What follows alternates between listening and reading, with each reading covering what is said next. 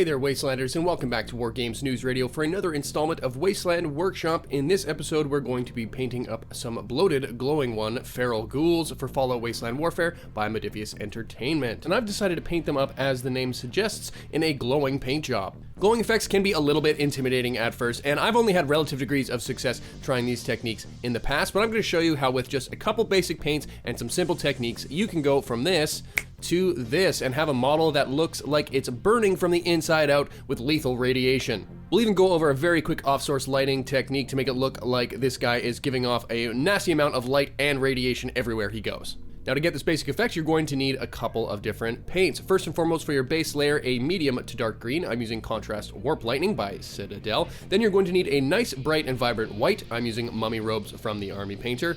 Then a fluorescent green. I'm using the Technical Tesseract Glow Paint from Citadel again. A neon bright green. I'm using Snake Scales, again from Army Painter. And a nice bright yellow, brighter the better, this one from Vallejo. First things first, let's get that base layer down. Spread this as evenly as possible all across the model. I watered this paint down just a touch to give it a little less opacity, and I worked on getting a thinner coverage around the torso and the head and a darker coat around the extremities. This is going to give our glowing effect a little bit more depth because we want it to look like the radiation is coming from his chest and radiating out.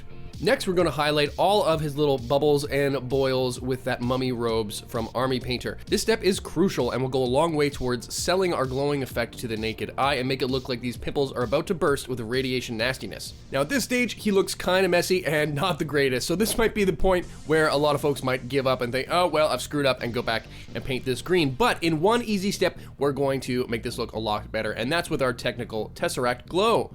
Shake the ever-living heck out of it because it does like to settle, and then you're going to apply this to the entirety of the model. This is more of an overbrush than a dry brush, trying to get it into all the different nooks and crannies, but you can see it takes to that white on the boils much better than it does on the green, giving us a little bit of that fluorescent, luminescent glowing effect. We're going to be doing several layers of dry brushing and different mixes to try to really give this a wide depth of cover, but this green is going to really help set the stage for what's to come later on. This fluorescent paint goes a long way towards selling this effect, and if you wanted to, you could probably stop right here and call it table ready, but we're going to do a couple more quick dry brushes to really blend things together and really sell this look. With our Tesseract Glow dried, I've now gone through and highlighted all of these little bubbles with little tiny dots of white. This is again going to look like the brightest light source in all of these little radiation bubbles, and is going to help again when we get into this dry brushing stage to really blend everything together. With the highlights done, it's time for more dry brushing, this time using our brighter green. I've loaded up my brush, wiped off the excess on a paper towel, and then gone about giving this a dry brush across the entirety of the model, trying to focus on the raised and the bumpy areas, but if you get some of this into his nooks and crannies, it's not going to hurt so much at this stage either. Just like with my base layer, I focus the coverage here on the chest and the heads, not so much on the hands and the feet, again to try to sell that effect like it's all coming from the inside of his chest and out through his eyeballs.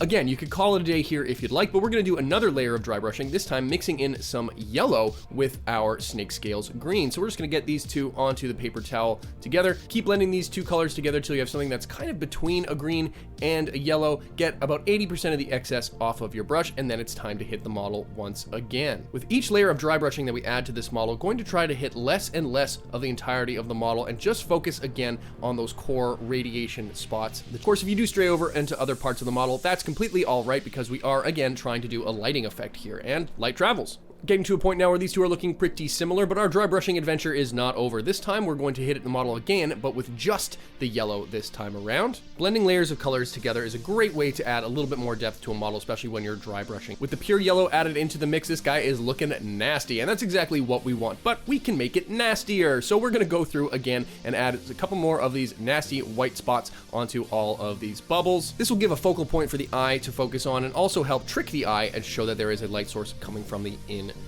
We're also going to get this on some of the raised areas like some of the muscles as well as the facial features here to again show that glowing effect coming from the face and the chest. For our last dry brush, we add a drop of white into our pure yellow and spread this across the entirety of the model, focusing again on any of the raised areas, the higher points, or anywhere you really want to show this burning radiation.